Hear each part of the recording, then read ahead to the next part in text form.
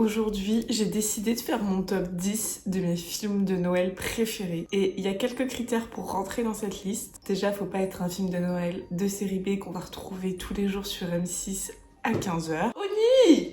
Tu pourrais décider de faire tes griffes à un autre moment que celui-ci, tu ne les fais jamais d'habitude. Je disais. Il faut avoir une morale quand même à peu près convenable et une histoire qui ne se résume pas à Jessica qui quitte sa ville pour retourner dans son village natal au fin fond de l'Alabama. Vous avez compris. Du coup c'est parti, on va faire le top 10 des films de Noël qu'il faut absolument avoir vus. En 10e position, nous allons retrouver Last Christmas et le synopsis. Kate traîne derrière elle une série de mauvaises décisions et erre dans Londres au son des grelots accrochés à ses bottes de lutin, seul emploi qu'elle ait réussi à décrocher dans une boutique de Noël. C'est pourquoi elle n'en croit pas ses yeux quand elle rencontre Tom qui semble voir en elle bien plus ce qu'elle laisse paraître. Alors que la ville se part de ses plus beaux atours pour les fêtes de fin d'année, rien ne semblait les prédisposer à nouer une relation, mais parfois il suffit de laisser opérer la magie de Noël, d'ouvrir son cœur et d'y croire. En vrai, c'est un peu un film de Noël de base qu'on pourrait voir sur M6, mais il est différent en un point. La BO, c'est Wham! Et donc George Michael. Du coup, ça rajoute quand même un peu de goulot à ce film. C'est Emilia Clarke, quand même, l'actrice principale, et en vrai, je l'ai trouvée assez originale sur la fin parce que moi, je ne m'en doutais absolument pas. Et du coup, au final, il est pas si classique. Du coup, c'est pour ça qu'il est en 10e position. En 9e position, nous avons Maman, j'ai raté l'avion. Et oui, il n'est pas très haut dans le classement étant donné que je l'ai vu beaucoup trop de fois et qu'il me saoule ce film. J'avoue que c'est un très bon film de Noël qu'il va falloir que je regarde. Ça fait 3 ans que je l'ai pas vu, je crois. Il me manque pas forcément, mais Maxime a très envie de le voir. Le synopsis, tout de suite. La famille McAllister prend l'avion pour Paris y passer les fêtes de fin de Noël. De fin d'année de Noël. Je sais pas pourquoi j'ai dit le synopsis alors que tout le monde sait que en fait la daronne elle a oublié Kevin. J'espère que c'est pas de là d'où vient la mode de prénom Kevin. Du coup elle l'a oublié dans sa maison alors qu'il a 8 ans. Il a très peur de la cave, mais il y aura des cambrioleurs et du coup il aura plus trop peur après de la cave et du chauffe-eau. Et il va se battre un peu contre les cambrioleurs, tac tac tac. Le fait le plus important du film est que la ligne de téléphone est coupée. Mais il arrive quand même à commander une pizza. Voilà, c'était le faux raccord qui m'a toujours perturbée. Le film, pourquoi il est génial? Parce qu'il est réalisé par Chris Columbus. Alors qu'est-ce que Chris Columbus a réalisé? Beaucoup de films super. Et aussi, ce film-là, il est intemporel et rend quand même un peu nostalgique, même si j'en ai un peu marre de le voir. Le petit Kevin, moi j'aime bien de temps en temps lui faire coucou. Là, il est disponible sur Disney+ en ce moment. Quand ils sont disponibles, je vous le dirai parce que c'est quand même sympa. Et je suis quand même sympa. Fun fact par rapport à Maman, j'ai raté l'avion. Un jour, j'ai acheté un t-shirt trop beau, un peu vintage. Maman, j'ai raté l'avion, on me l'a volé. Je sais qu'on me l'a volé parce que je ne l'ai jamais retrouvé dans mes affaires. Et c'est forcément un pote ou quelqu'un qui est venu chez moi parce que j'invite pas des inconnus chez moi. Donc je l'ai mal pris en vrai. Et je sais pas qui est cette personne, mais je la maudis un petit peu parce qu'il était très stylé. Ça prouve que je suis beaucoup plus stylée que cette personne si elle m'a volé quelque chose, donc mon ego le prend bien. En 8e position, nous avons Le drôle de Noël de Monsieur Scrooge.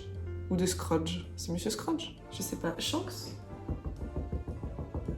Peut-être que Shanks viendra nous voir. Alors, le synopsis, Monsieur Scrooge ne partage pas les joies de Noël. Déjà, c'est un vieil aigri. Shanks va manger quelques croquettes. Vieil usurier d'une maison de comptage londonienne, il accepte à contre-cœur que son employé Bob prenne un jour de congé le jour de Noël et décline l'invitation à dîner de son neveu Fred. Mais durant la nuit de Noël, 3 fantômes lui rendent visite. Une visite qui pourrait lui changer la vie. J'adore ce film parce qu'il est un peu triste, mais il rend tout avec beaucoup d'espoir. Je sais pas comment dire, nostalgique, le mot qui va le mieux à cette situation. Et il faut savoir que c'est une adaptation d'un livre de Dickens. Qui est Dickens? C'est celui qui a écrit Oliver Twist et le magasin d'antiquité. C'est quelqu'un qui pèse un peu dans le milieu de la littérature. Du coup, c'est une très belle histoire, très bien écrite et qui sera très bien réalisée avec de grands acteurs à l'intérieur. On y retrouve Jim Carrey. Le film est très très coloré et on voit vraiment un intérêt de l'esthétisme que le réalisateur voulait montrer. C'est super bien réalisé, tout est logique, tout est beau, et le réel c'est Robert Zemeckis, donc c'est forcément parfait. Si vous voyez pas qui est Robert Zemeckis, il a juste fait Forrest Gump, Seul au monde, Retour vers le futur et Le Pôle Express, dont on y reviendra dans pas longtemps. Et ce film est disponible sur Disney+ pour le moment. Je pense qu'ils vont le laisser jusque toute la période de Noël. Enfin, en tout cas, il a intérêt. Shanks! J'ai dit non à ta sœur? C'est non pour toi. 7e position, nous avons A Wonderful Life, où la vie est belle. J'ai jamais su en France comme on le disait, parce que tous les articles à chaque fois que je regardais ou des choses, ça mettait un peu les deux. Soit. C'est un très vieux film où le synopsis est le suivant. Le décès de son père oblige un homme à reprendre l'entreprise familiale de près à la construction, qui permet aux plus déshérités de se loger. Il entre en conflit avec l'homme le plus riche de la ville et tente de ruiner ses efforts. Au moment où il approche de la victoire, il égare 8 000 $ qu'il devait déposer à la banque. Le soir de Noël, désespéré, il songe au suicide. C'est alors que le ciel dépêche à ses côtés un ange de seconde classe qui pourrait gagner ses ailes et devra l'aider à sortir de cette mauvaise passe. J'ai très mal écrit cette phrase, mais le sens était quand même présent. C'est un vieux film, mais mais Shanks, tu viens de manger quand même. C'est pour ça qu'on me dit tout le temps qu'il est gros, mais il est pas gros. Il a une ossature lourde et il est facile à voir, c'est différent. Les vieux films, comme celui-ci, c'est vraiment, je trouve, ceux qui ont une esthétique particulière qui rend absolument une chaleur, qui nous touche un peu plus que les films qu'on sort aujourd'hui la plupart du temps. La morale du film, elle concorde énormément, les profondeurs des paroles, même visuellement, car il est en noir et blanc, forcément, c'est un vieux film, mais c'est un beau noir et blanc. Je trouve qu'il y a plusieurs noirs et blancs, il y en a qui sont pas très profonds, il y en a qui sont vraiment fades, et lui, je le trouve vraiment très joli, très esthétique, et le message, l'intensité, c'est parfait. C'est un film de Noël à voir qui rend nostalgique. Là, il faut être dans un canapé avec un plaid, un chocolat chaud et des petits marshmallows, et on passe une bonne soirée. Il est disponible sur Paramount+, et il est réalisé par Frank Capra, réalisateur de génie que peu de personnes connaissent, puisqu'il est vieux, il est mort, je pense, hein, ce monsieur, c'est sûr. Enfin, soit. 6e position, A Christmas Story. Synopsis en une phrase, et oui, j'ai fait effort. Ça fait 3 fois, c'est la 3e fois qu'il a mangé. Dans les années 1940, un jeune garçon nommé Ralphie tente de convaincre ses parents, son enseignante et le Père Noël de lui offrir le cadeau idéal, la cabine de Red Ryder. C'est un film qui est hyper kitsch, hein. Franchement on va pas se mytho, c'est hyper kitsch, mais j'adore le kitsch. La voix off, il y a une voix off, ça rend tout de suite un peu kitsch les voix off. Le jeu d'acteur, pareil, c'est un peu surjoué, ça fait kitsch. Et en vrai, on est rassuré de pas être pareil. Enfin, moi, quand je le vois et que je vois beaucoup de choses kitsch, je me dis, ça va, je ne suis pas trop, parce que des fois, j'ai l'impression de l'être. Pourquoi il est si haut dans le classement, alors qu'au final, on peut se dire que ce n'est pas un truc incroyable? Mais parce que c'est un vieux film américain, il date des années 80, il me semble, même un peu plus. Et l'humour américain, film de ces années-là, moi je trouve ça hyper drôle. L'humour, il est assez doux. C'est américain, mais c'est assez... Enfin, ça va quoi. On n'est pas hyper brusqué. C'est quand même un film qui est à la base fait pour des enfants. Et il est destiné à des Américains. Du coup, c'est pas très... C'est méchant ce que je veux dire. Attention, ce n'est pas très intellectuel. Et c'est un film très important dans l'histoire du cinéma des films de Noël, étant donné qu'il a été sélectionné dans le National Film Registry à la bibliothèque du Congrès pour être culturellement, historiquement, esthétiquement significatif de son passage. Du coup, c'est qu'il a sa place. 5. Maintenant, je peux le faire parce que je tiens mon ordi, parce que je connais pas les synopsis par cœur et je m'embrouille énormément. Du coup, j'écris les grandes lignes. Le film Elf. Buddy est un être humain élevé par des lutins du Père Noël depuis sa plus tendre enfance. Lorsqu'il atteint l'âge et la taille, attention, ça c'est très important, d'un adulte, ces derniers s'aperçoivent de cette différence physique et commencent à se poser des questions et des problèmes anormalement grands pour une maison de lutins quand même, l'homme provoque des scandales au pôle Nord et est renvoyé dans son pays d'origine. Il se lance à la recherche de son père biologique, un sinistre éditeur à New York. Pourquoi le voir ce film? C'est une comédie familiale basique mais qui marche, réalisée par Jon Favreau. Jon Favreau, il a fait The Mandalorian dans un autre registre.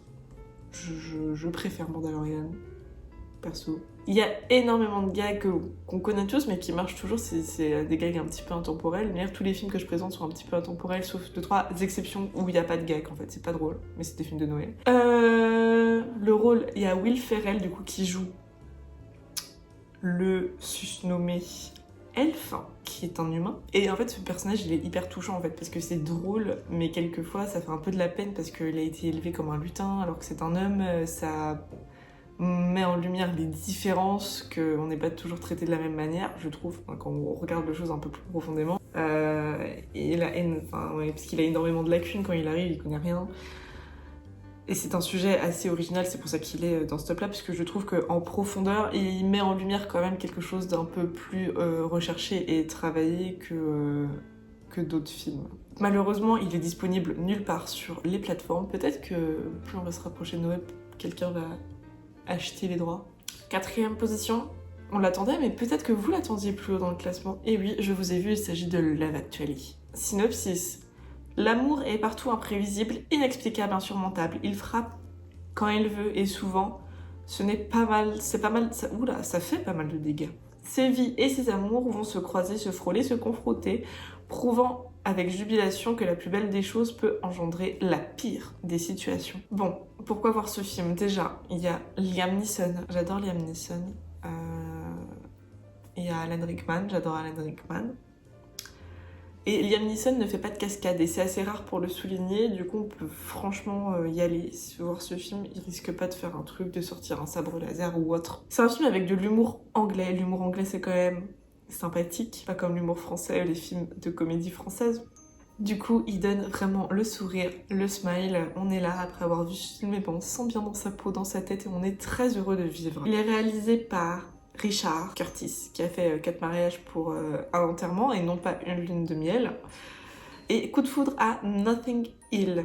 Du coup, le monsieur, il sait comment rendre heureux les spectateurs et communiquer la joie de vivre. Le film en lui-même, c'est plein de petites histoires qui vont se confronter, se croiser, et c'est ça qui est chouette. C'est que toutes nos vies, la vie en général, est un croisement d'histoires, et moi j'aime beaucoup. Malheureusement, il est disponible nulle part. Ensuite, 3e position, Joyeux Noël. Joyeux Noël, attention, ce n'est pas du tout un film drôle, on va pas rigoler, on va pas se fendre la poire. Lorsque la guerre surgit au creux de l'été 1914, elle surprend et emporte dans un tourbillon des millions d'hommes. Nikolaus Spink, prodigieux ténor à l'Opéra de Berlin, va devoir renoncer à sa belle carrière et surtout à celle qu'il aime, sa partenaire de chant.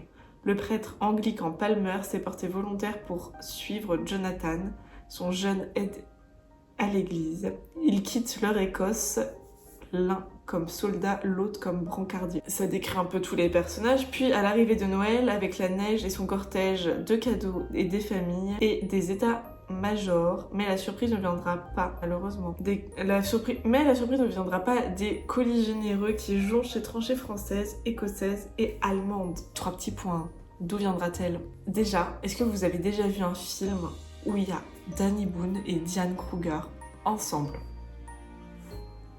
Je pense que c'est pas souvent, c'est le seul. Diane Kruger, je rappelle, la femme de Norman Reedus qui joue Daryl Dixon. Le film est de Christophe Carion qui vient de Cambrai, il me semble, dans le Nord, donc ça se trouve je vais le croiser tout à l'heure en allant faire mes courses. Qui sait, on n'est jamais à l'abri d'une surprise. Donc ce film il est très émouvant par son contexte, évidemment on parle de guerre, on parle de Noël, du coup ça fend le cœur de toutes les personnes qui ont eu surtout une famille qui a été concernée par cet événement, étant donné que c'est des guerres mondiales, ça concerne tout le monde. L'esthétisme il est super joli, tout est un peu carré, symétrique, j'ai trouvé ça un peu joli, j'aime bien qu'on apporte un peu cette attention, ça me fait un peu penser Dans un autre registre, à Wes Anderson, sauf que les couleurs ne sont pas pareilles. Mais le traitement de l'image, je trouve qu'il y a un peu des airs. Les images, elles sont assez froides, évidemment, parce que c'est en hiver, mais je trouve que les personnages et l'histoire fait ressortir une chaleur humaine qui est incroyable. Si jamais vous voyez le film qui est disponible nulle part pour le moment, eh ben faut le regarder en VO et c'est très important de pas mettre la VF parce que c'est un film français déjà, donc c'est bizarre de le regarder en... Enfin voilà, c'est déjà français, sauf que y a des parties en allemand et des fois ils s'embrouillent un peu sur qui dit quoi. Du coup si vous mettez en VF et qu'il y a un allemand qui est doublé en français qui s'engueule avec un français pour une histoire, c'est bizarre, je trouve. Top 2, on en a parlé tout à l'heure avec Robert Zemeckis, on parle du Pôle Express. Quel est le synopsis du Pôle Express? Un jeune garçon qui se met à douter de l'existence du Père Noël monte dans un train mystérieux en partance pour le pôle Nord. À mesure que le Pôle Express s'enfonce dans les contrées enchantées, l'aventure est au rendez-vous et les jeunes passagers prennent conscience de l'étendue de leurs dons. Mais oui, parce que le Père Noël, il pèse dans le game. Je crois que je suis allée le voir au cinéma, mais j'ai un sérieux doute. Donc, faut que je demande à ma mère. Et je l'ai revu là, il y a quelques semaines. Et il m'a rendu très triste parce que ça me fait toujours penser... Enfin, quand je regarde des films de Noël que j'ai vus quand j'étais gamine, forcément, je pensais à comment je faisais Noël avec ma famille quand j'étais enfant. Quand on est enfant, on fait... Enfin, je faisais Noël à Paris avec toute ma famille, mes grands-parents, etc. Mais ils sont plus là. Et du coup, ça me rend vraiment triste. Et ça se trouve, je l'ai vu avec ma grand-mère, ce film. C'est peut-être pour ça que ça m'a fait penser à elle. Je sais plus. J'avais 5 ans quand il est sorti, donc c'est fort probable. Et il est disponible sur Amazon Prime. Et j'ai l'impression qu'il passe un peu à la trappe, on n'en entend pas beaucoup parler en tant que film de Noël, alors qu'il quand même il est assez marquant. Je le trouve super joli, super bien fait. Ça fait pas... c'est un film d'animation. Mais j'aime bien. C'est une animation assez particulière qui fait très réaliste dans certains aspects. Et c'est mon deuxième film de Noël préféré. Mon premier film de Noël préféré, et là peut-être va y avoir des gens qui seront pas d'accord et qui le considèrent pas comme un film de Noël. Il s'agit de L'étrange Noël de Monsieur Jack. Et il y a beaucoup de personnes qui disent que c'est un film d'Halloween, mais moi je suis désolée, je le considère comme un film de Noël. Même si c'est un très bon film de transition. En fait, je pense qu'il faut le voir le 1er novembre, ce film.